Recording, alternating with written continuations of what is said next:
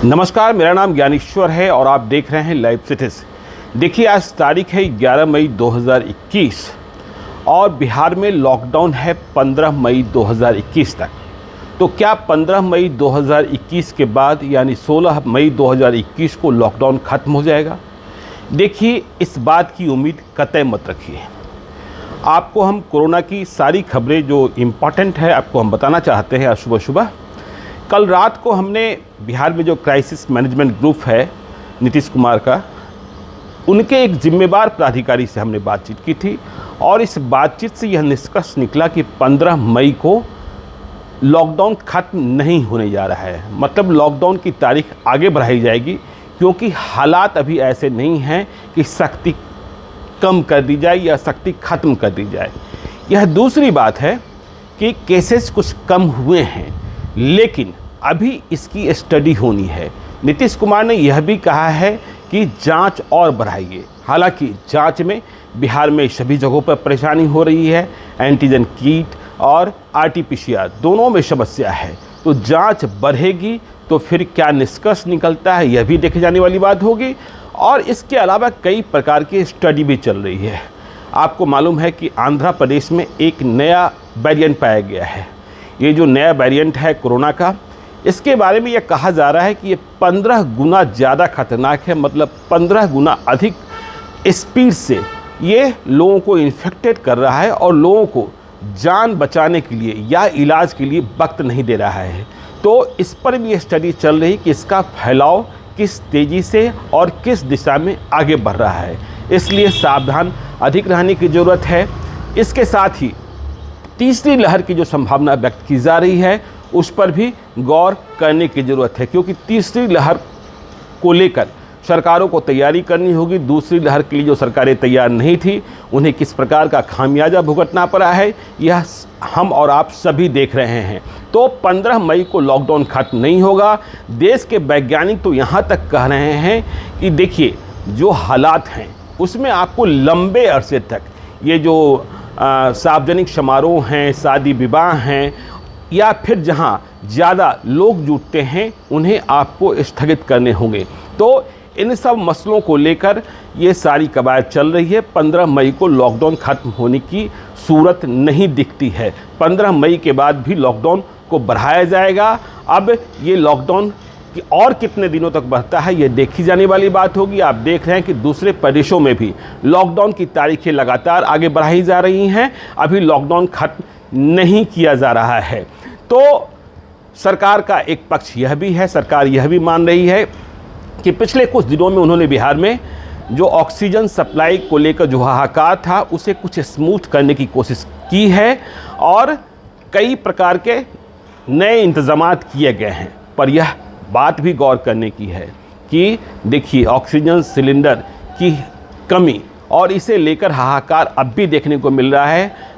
आज ही सुबह अखबारों में आपने पढ़ा होगा कि किस तरीके से एक एनआरआई से पटना में 1,10,000 रुपये एक सिलेंडर के लिए वसूला गया। हालांकि गिरफ्तारियां हुई हैं और ये गिरफ्तारियां जो हैं आगे भी जारी रहे, क्योंकि अभी जो मौत के सौदागर हैं इस आपदा में सौदा कर रहे हैं जान का, उन्हें बख्शा नहीं जाना चाहिए।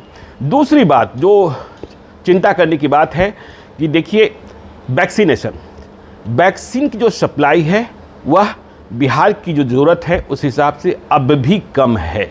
और यह सप्लाई कैसे बढ़ेगी, क्योंकि सीरम इंस्टीट्यूट ऑफ इंडिया और भारत बायोटेक दोनों के पास ऑर्डर्स इतने हैं कि वो सप्लाई देने की स्थिति में दिख नहीं रहे हैं। सभी राज्यों को उनकी ज़रूरत के मुताबिक सप्लाई नहीं मिल रही है। बिहार में 18 बरस से 44 बरस मतलब 18 प्लस से 44 की उम्र सीमा के जो लोग हैं उन्हें वैक्सीन दिए जाने का काम शुरू तो हुआ है, लेकिन वैक्सीन इतनी नहीं है या इस पर्याप्त मात्रा में नहीं है कि जो लोग स्लॉट चाहते हैं या बुकिंग चाहते हैं उन्हें समय से बुकिंग मिल जाए। देखिए, कल रात को ही मैं पूर्णिया के जिलाधिकारी मतलब डिस्ट्रिक्ट मजिस्ट्रेट राहुल कुमार का वक्तव्य पढ़ रहा था।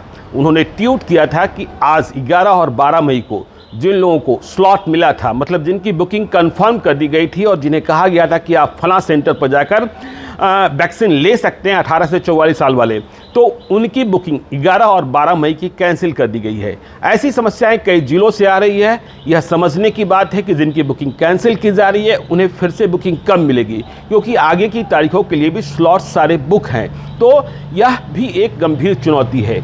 एक और मसले की ओर आपको हम ले जाना चाहते हैं जो बिहार के लिए जरूरी है। बिहार के जाने माने हृदय रोग विशेषज्ञ, या यूँ कहें कि बिहार के सबसे बड़े हृदय रोग विशेषज्ञ डॉक्टर प्रभात कुमार की तबीयत और भी बिगड़ गई है। वे पटना के मेडिवर्सल अस्पताल में पिछले 2 हफ्तों से ज़िंदगी और मौत से लड़ रहे थे, लेकिन कल उन्हें स्थिति और बिगड़ने के बाद हैदराबाद ले जाया गया है एयर एम्बुलेंस से। कहा जा रहा है कि उनका जो लंग्स है, फेफड़ा है, वह बहुत ही बुरी तरीके से क्षतिग्रस्त हो गया है। अब लंग्स ट्रांसप्लांट की बात चल रही है, फेफड़ा प्रत्यारोपण। तो जब उन्हें ले जाया गया तब भी यह बात चर्चा में आई और बताया गया कि हैदराबाद से किम्स के स्पेशलिस्ट आए थे जिन्हें लंग्स ट्रांसप्लांट में एक्सपर्टी हासिल है, और वे आर्टिफिशियल लंग्स के सहारे उन्हें एयर एम्बुलेंस से ले गए हैं। तो देखिए, हम दुआ करते हैं, बिहार के लोग भी दुआ कर रहे हैं कि डॉक्टर प्रभात कुमार जैसे डॉक्टर जो बिहार के अनमोल रतन हैं, उनकी ज़िंदगी बचनी चाहिए। देखिए, लंग्स ट्रांसप्लांट एक जटिल प्रक्रिया है और इस जटिल प्रक्रिया में कितनी सफलता मिलती है यह भी देखी जाने वाली बात होगी। भारतवर्ष में बहुत लंबा अनुभव नहीं रहा है लंग्स ट्रांसप्लांट का। मैं कल रात को पढ़ रहा था कि जो लंग्स ट्रांसप्लांट हुए भी हैं उनमें आगे 1 वर्ष तक जिन्हें ज़िंदगी प्राप्त हुई है वैसे लोगों की संख्या 80% है, और जिन्हें 5 वर्ष की ज़िंदगी प्राप्त हुई है उनकी संख्या 50% है जिनके लंग्स ट्रांसप्लांट किए गए हैं। ये बेहद खर्चीला भी है, करीब 30 लाख रुपए खर्च आते हैं। हैदराबाद के कई अस्पतालों को इस पर एक्सपर्टी मिली है। लंग्स ट्रांसप्लांट की प्रक्रिया सबसे पहले अमेरिका में शुरू हुई थी। तो हम देखिए इस बात की कामना करते हैं कि डॉक्टर प्रभात कुमार सलामत लौटें, क्योंकि उनकी ज़िंदगी जो है बिहार के लिए ज़रूरी है। और हमने जब उनकी ज़िंदगी के बारे में और उनकी स्थिति के बारे में कल अपने फेसबुक पर लिखा था, तब भी हमने देखा कि लोग दुआएं कर रहे हैं और बता रहे हैं कि किस तरीके से उन्होंने हज़ारों लोगों की जान बचाई है। वे एक संवेदनशील डॉक्टर रहे हैं और लोगों का प्रॉपर इलाज करते रहे हैं। तो ये सारी जो खबरें हैं, बक्सर की स्थिति आपने सुनी ही कि बक्सर में किस तरीके से गंगा नदी में बहते हुए 100 पाए गए हैं। मतलब हालात इस कदर बिगड़े हैं कि अंतिम अंत्येष्टि भी नहीं हो पा रही है।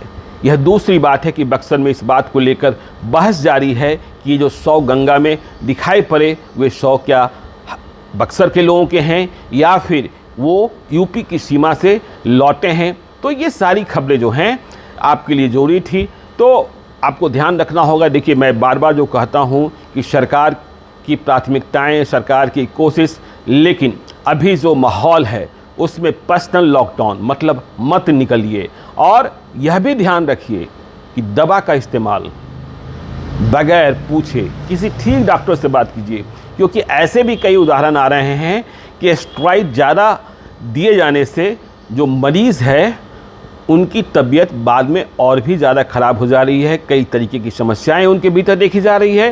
तो इन मसलों पर हम आपके साथ बने रहेंगे। आप देखते रहिएगा लाइव सिटीज़। यदि अब तक आपने हमारे यूट्यूब चैनल को सब्सक्राइब नहीं किया है तो ज़रूर कर लीजिएगा, और यदि इस वीडियो को फेसबुक के माध्यम से देख रहे हैं तो पेज को लाइक कीजिएगा, ट्विटर पर भी हमें फॉलो कीजिए। धन्यवाद।